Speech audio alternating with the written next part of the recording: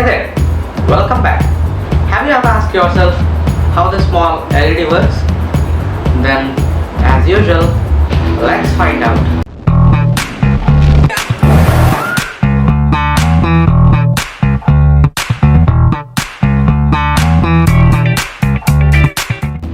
Compared to the much less inefficient incandescent light bulb, which produces light by converting electrical energy into heat energy, LEDs directly convert electrical energy into light energy.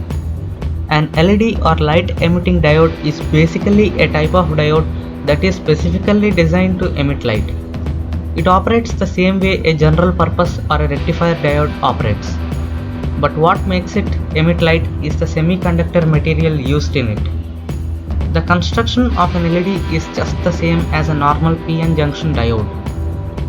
However, instead of silicon or germanium, LEDs are made from compound semiconductor elements from group 3 and group 5 of the periodic table.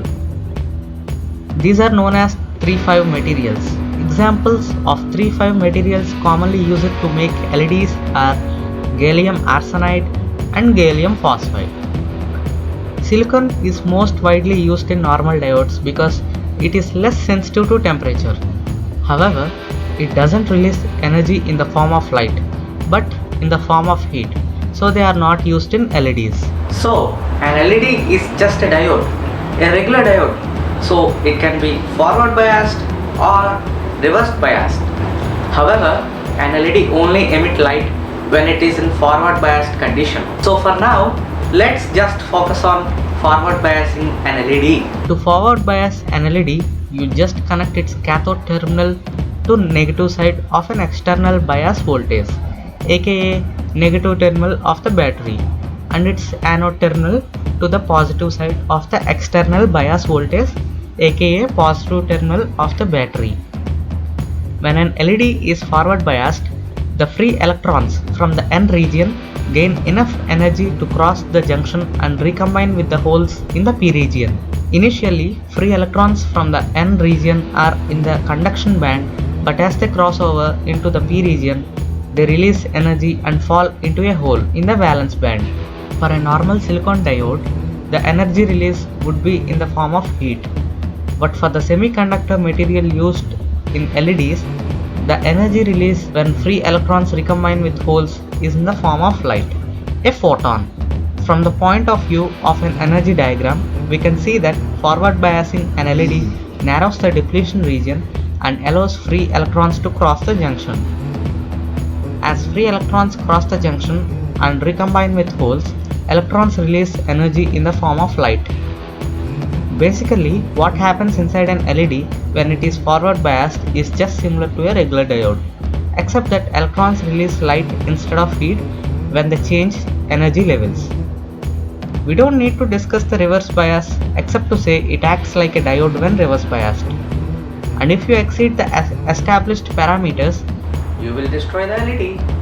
One of the LED's characteristics that we consider when we use is that, of course, color.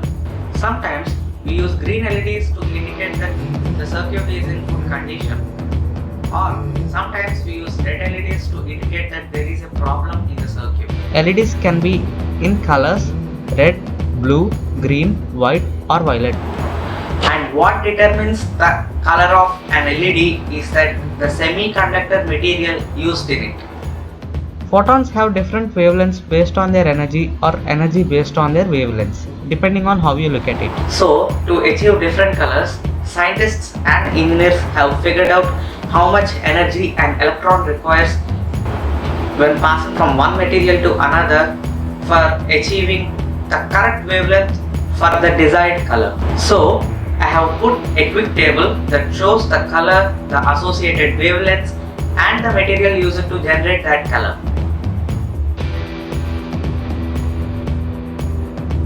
Using a 5 mm LED, you can see how this combination of semiconductor level is actually implemented into something useful.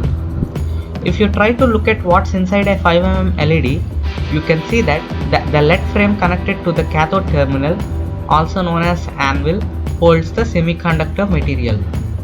The reflective cup which is connected to the anvil actually holds the semiconductor material. The N region is placed at the bottom, so it's connected to the cathode terminal, while the P region is at the top. Then there is just a wire that connects it to the post lead frame, which is connected to the anode terminal. One reason for this design is that the majority of the light produced by an LED is from the area of the junction nearer to the P region. So this area is kept as close to the surface of the device as possible. And that's it. So other than that, this is Tattatreya. You've been watching Kickstart Science, and I hope this video helped you understand how an LED works. And if you have any comments, leave it in the comment section below, and see you next time.